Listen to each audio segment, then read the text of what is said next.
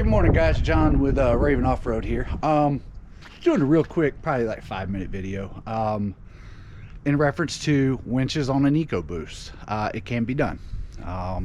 Little modifications that need to be done. It's not cheap, but sorry, I kind of hit the shade here, but it can be done. So I installed a 9,500 pound winch on my EcoBoost, and it actually looks pretty good. Won't lie. Here we go, turn it around real quick. So it will fit in there, right in the little bumper spot. However, you have to buy, as you see in there, a front mount intercooler.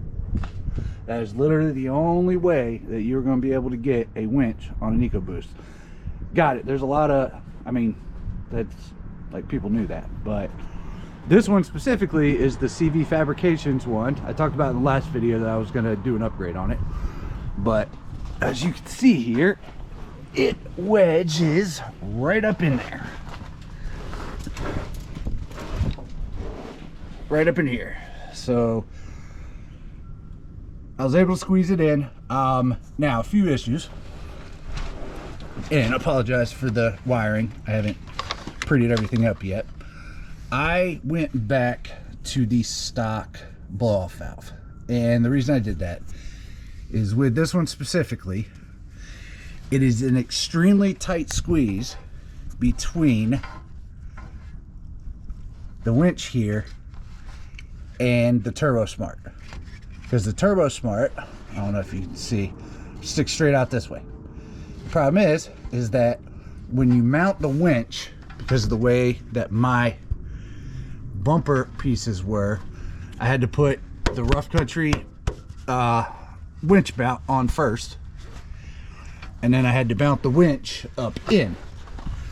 So I actually had to take, because I had done the intercooler first, had to take just this pipe out, along with the blow-off valve. Fortunately, as you can see, it hooks right here, shoots up just the cold pipe in to the throttle body. So I was able to take that part off there, and then right up there where it goes into the intercooler, and pull this whole piece off. That's the only way that I was able to get the winch in.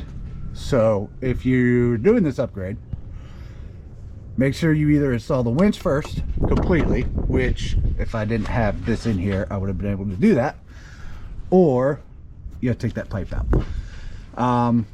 And maybe it was just because of the Rough Country winch, but the blow-off valve wouldn't fit in there. Also, can't switch it the other way because this will get in the way of the blow-off valve if it's over here. So you have to do it this way.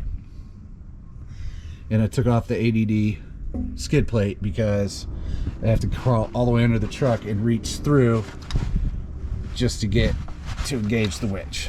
So yeah, but anyway, like I said, Rough Country 9,500 pound winch, Rough Country winch mount.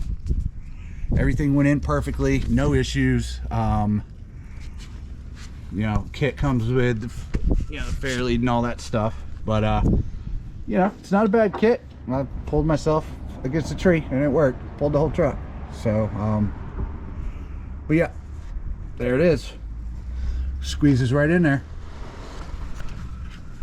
And then that's the CV Fabrications high mount intercooler that comes from the hot pipes straight in. I did not replace the hot pipes because I didn't feel like crawling through my engine, so I didn't do the optional upgrade. But yep, so there it is. Pardon the dirty garage as I get up, but nope, it just mounts right in there, right behind the grill, and the little mount piece you need right there. But yeah, this is also a very tight squeeze for the hood latch. It does fit in there, so if you're trying to install it, it does. You have to put the cable on top of it and do some little finessing, but it does fit in there. So there it is. I'm gonna do another kind of full-length video on some of the upgrades I've done to the truck over the winter. As you can see, I got some lights back there on a kind of like a little homemade chase rack.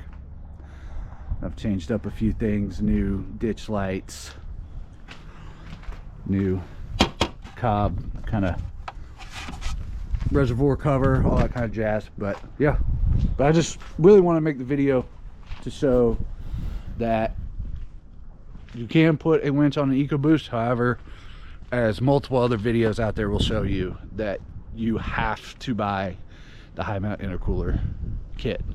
So either like Cobb, Full Race, CV Fab,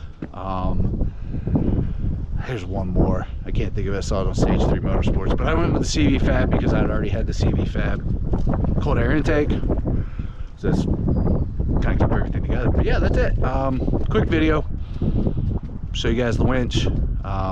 Works great, no issues. Good starter winch. I didn't want anything too crazy, so I didn't go with like Warn or something crazy like that. But read good reviews on the rough country winches. 9,500 pounds should be more than enough. Maybe one of these days I'll upgrade to a 12,000, but for what I use it for, it's just more of a peace of mind, and you know, getting stuck in the snow, going snow wheeling and stuff like that. So but anyway, appreciate you guys watching. Again, quick video, and spring is almost here, and it's almost time to hit the trails. So I will be making tons of videos this year. Take some trips to Allegheny National Forest down in Pennsylvania. We'll do some other stuff, but stay tuned. Hit like, subscribe, hit the little bell thing if you want to get notified anytime I make a video, and hope you all have a good rest of your day and enjoy the weekend.